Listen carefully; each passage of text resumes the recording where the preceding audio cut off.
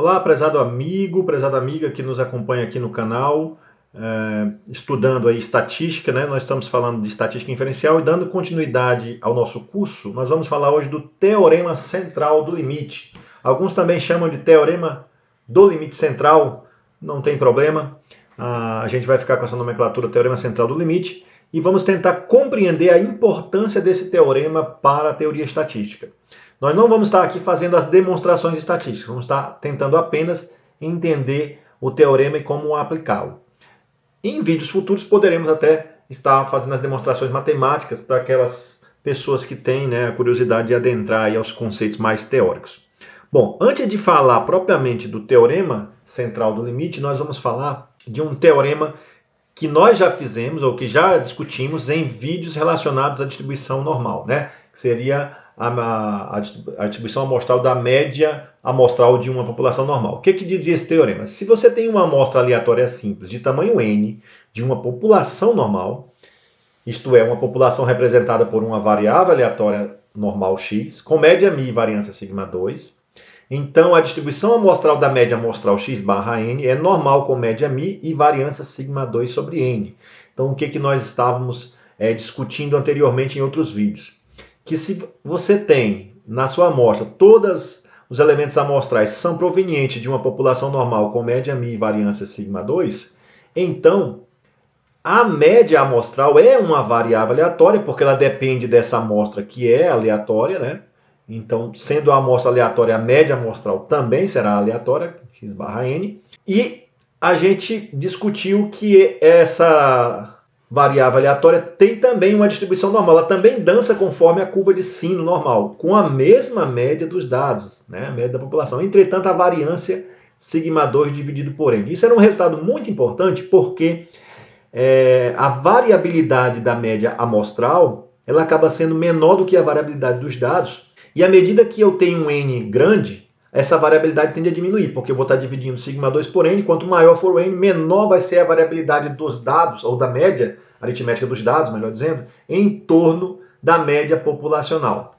Então, isso é um resultado que nos diz, olha, se eu tenho um tamanho de n razoavelmente grande, bom o suficiente para inferir sobre μ, a média amostral vai ser um bom estimador sobre μ. Basicamente é isso que esse teorema diz. Como a variância é σ2 sobre n, o desvio padrão de x barra n, da média aritmética da amostra, é a raiz quadrada disso, e por sua vez isso é sigma raiz de n. Então, você tem aqui o desvio padrão sigma raiz de n, então se você padronizar, pegar a variável aleatória x barra, subtrair da sua média aqui, ó, que é μ, e dividir pelo desvio padrão, que é esse valor aqui, quando você faz isso, pega qualquer variável aleatória, subtrai da média e divide pelo desvio padrão, para qualquer variável aleatória normal, melhor dizendo, você cai sempre na chamada normal padrão. Então, isso aqui é a nossa normal padrão, normal com média 0 e variância 1. Isso aqui é a nossa variável z. Esse teorema garante, então, isso para a gente, né? Se você tem uma amostra proveniente de uma população normal, a média aritmética dessa amostra também terá uma população normal. Mas isso não é o teorema central do limite. Então, o que é o teorema central do limite? Seja x1, x2 uma amostra aleatória simples de uma população x, tal que você tenha uma média igual a μ, variância igual a σ2, então bem parecido. Basicamente, nós estamos exigindo aqui que tenha uma média finita e uma variância finita, né? E então a distribuição de x barra n, nós estamos falando da distribuição da média amostral também, converge para a distribuição normal com média μ e variância σ2 sobre n, quando n tende ao infinito. Então, olha, é bem parecido. Então, se você pegar aqui a parte padronizada, padronizar x barra menos μ dividido pelo desvio padrão da média, você cai na normal 0,1. Então, qual a diferença básica mesmo entre os dois teoremas? Eu coloquei aqui o teorema inicial e o teorema central do limite. Aqui, nós estamos já falando que a população é normal. No teorema central do limite, nós não exigimos isso. Nós estamos falando de uma amostra aleatória simples de uma população x. E qual é essa população? Nós não sabemos. Ela pode ser uma população Bernoulli, pode ser uma população binomial, pode ser uma população Poisson, uma IP geométrica, qualquer população. Ou seja, no teorema central do limite, nós não exigimos o conhecimento prévio da população. Nós estamos trabalhando com uma amostra aleatória aqui simples. De que população? De qualquer uma. Tal que tenha uma média fixada, você não precisa conhecer, ou uma variância fixada que você não precisa conhecer. Então a distribuição de x barra n converge também para a distribuição normal com média μ e variância sigma 2 sobre n, ou seja, resultado muito parecido, só que agora quando n vai para o infinito. Na prática, isso significa o seguinte, pessoal, que se você tiver uma amostra muito grande, a média amostral da amostra sempre vai para a normal. Ela tem sempre uma relação com a distribuição normal. Independentemente se a sua amostra é proveniente de uma população normal, ou de uma população exponencial, ou gama, ou qualquer outro tipo de população. Você não precisa ter o conhecimento prévio da população se você tem uma amostra suficientemente grande. Quando eu falo n para o infinito, é por conta das demonstrações matemáticas. Mas na prática, isso vai significar o seguinte: se eu tiver uma amostra com tamanho suficientemente grande, eu sempre vou poder usar este resultado aqui, ó, independente de onde vem a minha amostra, porque há uma convergência, esse símbolo aqui é a convergência, dessa expressão para a normal padrão. Porque a variável x barra n ela vai convergir para uma normal padrão com média μ e variância sigma 2 sobre n. Ou seja, x barra n não vai ter necessariamente... Aqui x barra n ela tinha uma distribuição normal com média μ e variância sigma 2 sobre n. Por quê? Porque a população era normal. Então isso era consequência, é possível demonstrar isso matematicamente. Nesse caso aqui, como eu não estou exigindo que a população seja normal, a distribuição da média amostral vai convergir para uma normal com média μ e variância sigma 2 sobre n. Esse teorema é muito forte porque ele nos diz o seguinte: é como se tudo, no final das contas, convergisse para a normal. Basta que você tenha um n suficientemente grande para que isso aconteça. Então, pessoal, vamos usar aqui um programa computacional para fazer uma simulação. Esse programa aqui é um pacote do programa R que simula a amostra de uma distribuição. Então, vou simular aqui a amostra de uma distribuição contínua. Vou, por exemplo, simular dados de uma distribuição exponencial. Vou pegar aqui uma amostragem da distribuição exponencial. Então, digamos que a taxa aqui seja 1000 da distribuição exponencial. Vou pegar um tamanho de amostra aqui muito pequeno, tamanho 2, ó. Então seriam 100 amostras de tamanho 2, só para a gente tentar entender o teorema central do limite a partir de um estudo de simulação. Vou gerar aqui 100 amostras aleatórias de uma função exponencial, né, de uma densidade exponencial, de uma população exponencial, e essas amostras vão ter tamanho 2. Então, eu vou pedir aqui para calcular a média amostral dela. Bom, o que nós estamos vendo aqui? Ó? Esses resultados aqui, ó, são resultados da amostra. Então, essa amostra gerou dois valores de uma densidade exponencial. E aqui calculei a média. E essa aqui também, essa amostra tem dois valores da exponencial, calculamos a média. Nosso interesse é ver o quê? Ver o comportamento dessa coluna aqui da média. Tá certo? Então eu vou pedir agora um gráfico, histograma da média. Eu gerei 100 médias, gerei 100 amostras exponenciais diferentes. Cada uma delas tem uma média diferente, porque essa média é aleatória, né? E nós vamos ver o comportamento da média. Observe que eu já tinha feito isso em outros vídeos usando a população normal. Agora não, eu usei uma população exponencial. Então vou pedir um histograma, um gráfico do tipo histograma para a média. E o que a gente observa aqui, ó, uma grande assimetria, né? Porque eu estou pegando só dois elementos amostrais. Então a distribuição das médias que tem uma forte assimetria. Agora vamos ver o que acontece quando eu aumento o tamanho da amostra. Vou lá de novo nas distribuições contínuas, vou pegar aqui a exponencial e vou aumentar esse tamanho aqui da amostra de 2, eu vou aumentar para 100.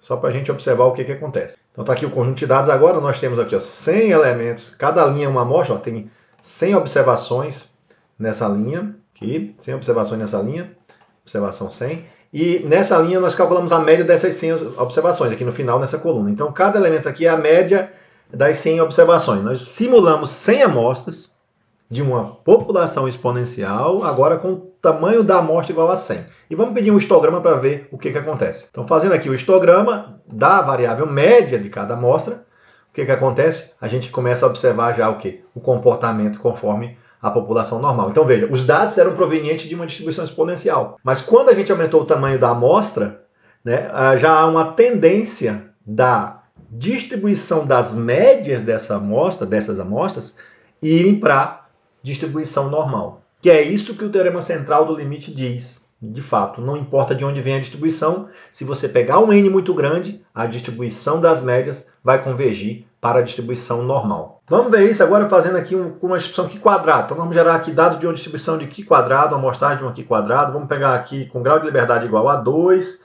e vamos pegar aqui 3 elementos amostrais. Então, olha só, nós pegamos uma amostra de um aqui quadrado com 3 elementos e calculamos a média. E fizemos isso quantas vezes? 100 vezes. Então, observe que o N que eu falo é o tamanho da amostra, não é a quantidade de amostras que eu estou fazendo, né? Para eu ver o resultado do teorema, é importante que eu faça essas amostras várias vezes. Por isso eu fiz 100 amostras e estou pegando a média aqui agora de todas essas amostras de tamanho 3. Vamos pedir um histograma para a gente ver o comportamento dessa média, dessa variável média amostral.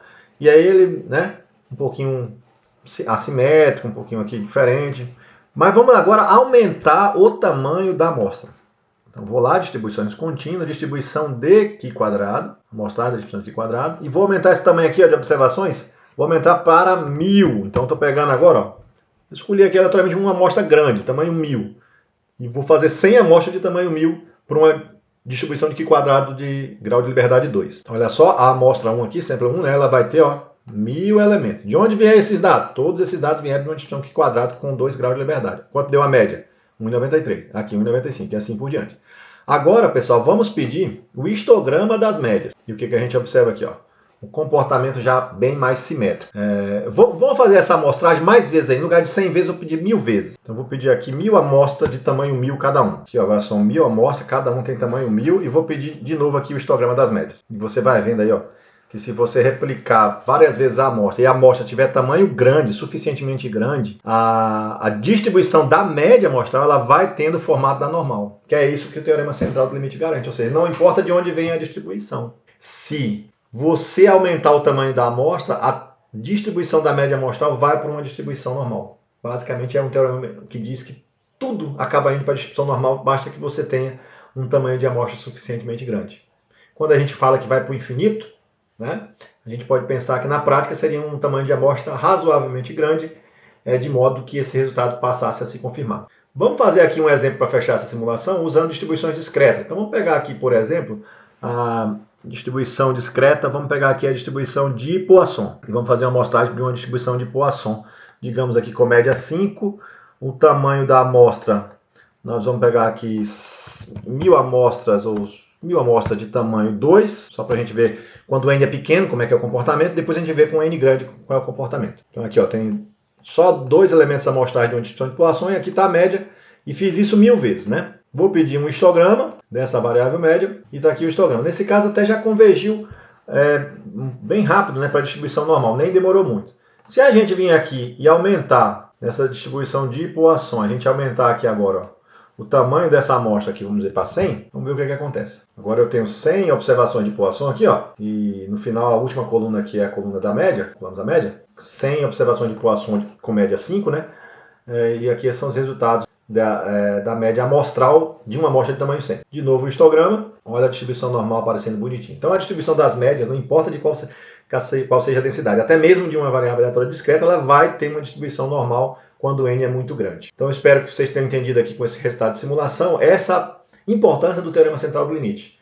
Né? Se você tem um tamanho de amostra suficientemente grande, você poderá sempre utilizar a distribuição normal para fazer inferências. E agora vamos ver na sequência um exemplo de um probleminha, né, que a gente pode estar usando para fazer alguma continha. Então vamos aqui a um exemplo para a gente fechar esse vídeo. Né?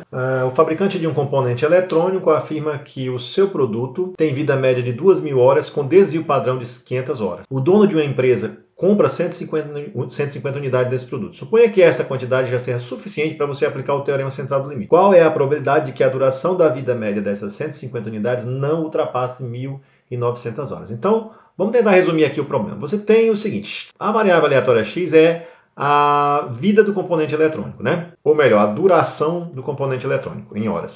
As informações do texto nos dizem que a média de x, a esperança de x, é de 2.000 horas. Então, esse componente tem uma duração média de 2.000 horas. E que o desvio padrão dessa variável x é de 500 horas. Entretanto, o problema não fala qual a distribuição de probabilidade dessa variável aleatória. Se é normal, se é uma exponencial, se é uma gama. Mas duração de componentes ou tempo de vida normalmente não tem diretamente uma distribuição normal. Mas isso não importa. Por quê? Porque como você vai aplicar o teorema central do limite, você não precisa conhecer a priori qual é a densidade desses elementos, qual é a distribuição de probabilidade dessa variável aleatória. Bom, então o dono da empresa, ele comprou 150 unidades, então significa que ele tem uma amostra dessas peças, né? ele tem uma amostra com x1, x2, ele tem 150 unidades amostrais dessas peças. Então ele tem uma amostra com tamanho N igual a 150, essa que é a ideia. Qual é a probabilidade de que a duração da vida média dessas 150 unidades não ultrapasse 1.900 horas? Então olha só, o que nós queremos aqui é o seguinte, saber qual é a probabilidade de que a duração média aqui, ó, dessas 150 que ele comprou, ele não sabe qual vai ser a duração média, né, dessas 150, seja menor ou igual do que 1.900 horas, ou seja, que não, qual é a probabilidade desse componente durar menos do que 1.900 horas. Para isso, vamos lembrar o seguinte, que a esperança de x barra é a mesma esperança da população, então a esperança continua sendo de 2.000 horas. Agora, a variância de x barra, a variância da média amostral, ela é a variância da população dividido por n, que é o tamanho da amostra. Nesse caso, como o desvio padrão é 500, então aqui é 500 ao quadrado, dividido pelo tamanho de amostra, que é 150. Isso implica, então, pessoal, que o desvio padrão, ou o erro padrão da média, né, o desvio padrão das médias amostrais, ele vai ser a raiz quadrada desse valor aqui, ó, de 500 ao quadrado, dividido por 150. Fazendo essa continha, esse 2 corta, 500 vem aqui para fora e você vai ter aqui a raiz quadrada de 150. Não se preocupe com as contas, para isso você deve utilizar uma calculadora científica. O resultado, então, desse desvio padrão é de 40,82. Então, o que o teorema central do limite vai nos afirmar? Que essa distribuição das médias, ela converge para uma distribuição normal, com a média igual a 2.000 horas, que é a mesma média da população, e com a variância de 40,82 ao quadrado, que seria o desvio padrão aqui das médias ao quadrado. Então, pessoal, como você conhece agora que a distribuição das médias é normal, você pode pegar essa expressão e padronizar, fazer a padronização para normal padrão e fazer de uso de tabelas, né, e obter esse resultado. Claro que se você tivesse um programa computacional, você não precisaria disso. Mas, para fazer toda a continha na mão, vamos pegar agora essa expressão e vamos padronizar utilizando a média de 2.000 e o desvio padrão de 40,82. Então, a probabilidade de eu ter x barra menor ou igual que 1.900, padronizando, isso vai ser x barra menos 2.000 dividido pelo desvio padrão, que é 40,82, menor ou igual do que 1.900 menos 2.000 dividido por 40,82. Quando você padroniza, essa primeira parte fica a normal padrão, a z, então, e aqui você faz essa conta com o uso de uma calculadora científica que vai dar aproximadamente menos 2,45. Você quer saber, então, na normal padrão, qual é a probabilidade de obter um valor z menor ou igual que menos 2,45. Então, vamos lá na tabela da normal padrão, lembrando aqui agora que esse z, então, é o 2,45, positivo. Você vai entrar aqui com 2,4 e vai buscar aqui o 5, né? Vai buscar a interseção dessa linha aqui, ó. Então, você vai 1, 2, 3, 4, 5. Então, 1, 2, 3, 4, aqui ainda é o 4 e aqui é o 5. Então, você achou o seguinte, que essa área aqui, ó, na tabela da normal padrão, é de 0,49286. Tá? Só lembrando que o que você quer é a área para cá, né? Na verdade, você está atrás dessa área que é igual a essa de cá. Mas como é que você acha essa áreazinha aqui? Você pega e subtrai de meio. Então, o valor dessa área é meio menos essa área aqui de cima de 0,49286. Bom, e o resultado disso vai dar aproximadamente 0,00734. Então, voltando lá para o nosso exercício, o resultado dessa conta vai ser meio subtraído de 0,49266, o valor que a gente pegou na tabelinha, e o resultado disso aqui é 0,00734, ou seja, 0,73% aproximadamente, ou seja, a probabilidade de você ter a média amostral dessas 150 unidades inferior a 1.900 é muito pequena, considerando essas informações. Então aqui é um exemplo, né, que a gente fez aqui após as simulações. Também para você ver como aplicar o teorema central do limite. É isso aí, galerinha, eu espero que vocês tenham entendido.